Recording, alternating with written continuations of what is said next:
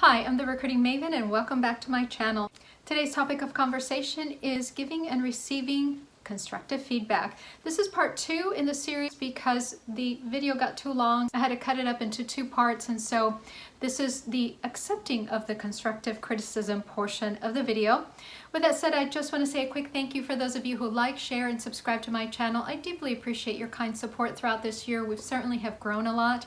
For those of you who are new to this channel, please consider subscribing. We have an ever-growing playlist with career tips and advice on this channel. We really focus on having meaningful discussions with regards to the 4th Industrial Revolution and what that's going to mean to you and your career over the long and short term.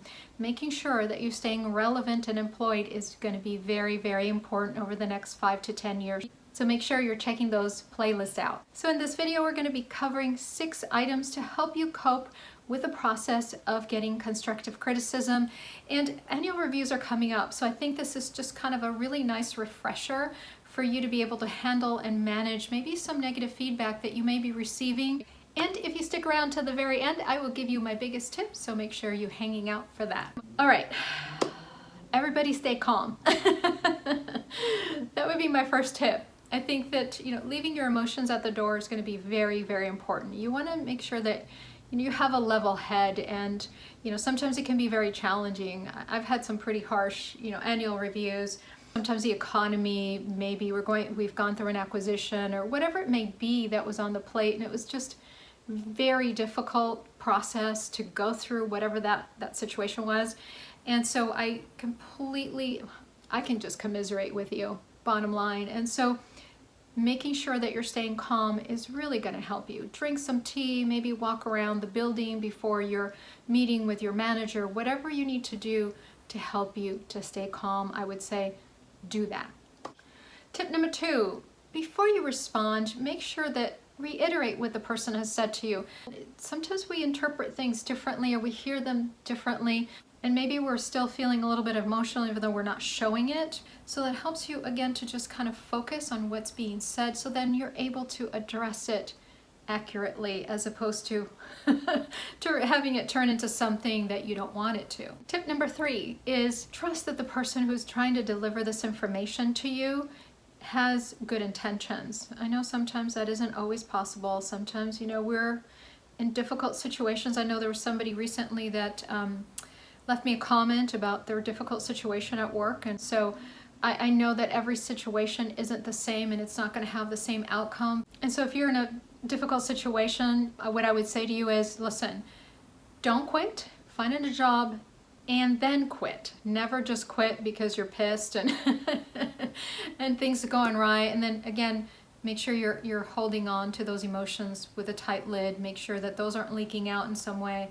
Make sure that you're staying focused and emotional, so that you're able to address whatever situation you're in more calmly and professionally. Tip number 4, don't be defensive. Well, maybe it isn't your fault that you're in this situation, and maybe there was somebody else on the team that actually gave you faulty information. So maybe you found yourself overworked and just didn't have the bandwidth to actually take on this other project. And instead of just blaming that person or calling that person out, just say, you know what, I can appreciate you bringing this up to my attention. I can totally own up to the fact that when I received this information, I didn't double check it, and I probably should have. And moving forward, I will make sure that I will double check that information that is being given to me, and so that my piece of the puzzle, my piece of my contribution to the presentation, whatever it may be, is going to be 100% accurate. You're not saying so-and-so did this to me.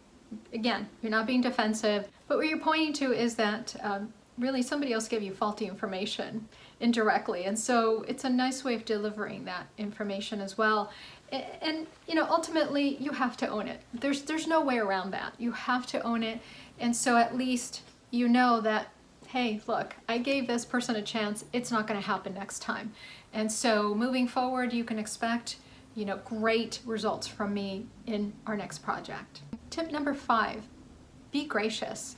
There's nothing that says collaboration, wanting to move forward in a positive way, that I'm here to support you and the team in a meaningful way, and I do like my job and I want to keep my job. So being gracious and thanking the person for bringing that information or that situation, the problem. Nobody likes to call that a problem anymore. It's issues and challenges, which I think are kind of funny, but you're going to have to overcome it, and you're thankful that it's been brought up to your attention, and you will take the necessary steps to make sure it doesn't happen again. And I would like to add that moving forward, if you have any hesitation or there's something of an issue, maybe with somebody giving you that faulty information that now you have to incorporate into your project, or you're part of the project, then say to the person, listen, if I encounter this situation, is it okay to come to you for some direction to be able to handle the situation? And so you're solving that piece of the puzzle for them as well. You're also offering the ability to be collaborative, being helpful to the team, being a key player. Be open to that improvement, and as I just mentioned, it's sort of one thing ties into the other, but I can't stress that enough, to making sure that you make that person understand that you are open to any improvement, whatever those improvements may be. And my very last tip for those of you who are still around is, let me just say this to you. You can do anything you want to do, you can say anything you want to do, but at the end of the day, what everyone remembers is how you made them feel. There's always that, somebody will mention somebody's name and, oh yeah, that person. Or the opposite response of like, oh my gosh, that person was awesome. I loved working with them. And so how that person made you feel when you worked with them is really the thing that lasts or outlasts anything else that you have done together. Maybe you got every project correctly, but maybe you were just not a nice person. Well, guess what I'm going to remember you by? It's just somebody who, didn't want to be there, or was just very harsh and unbending and unyielding and non-collaborative. And so it's like, ugh, yeah, that person.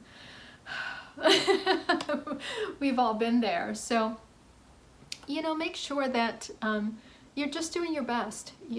We all make mistakes. We all need to learn from them. You apologize when you need to apologize, not only to your boss or maybe to that other person, and try and move forward. And if they don't accept the apology, well, that's on them. But make the changes, move forward in a positive way, and that's all you can do at the end of the day. So, again, want to thank you for all your support throughout this year, for helping me grow to the channel, for sharing, for liking and subscribing to my channel. If you haven't subscribed, please make sure you do that right now. With that said, I look forward to seeing you in my next video, and I'm really looking forward to all the content that I have planned for you for next year. And I will see you in my next video. Take care and have a lovely rest of your week, and hopefully you're going to have a great and fabulous new year.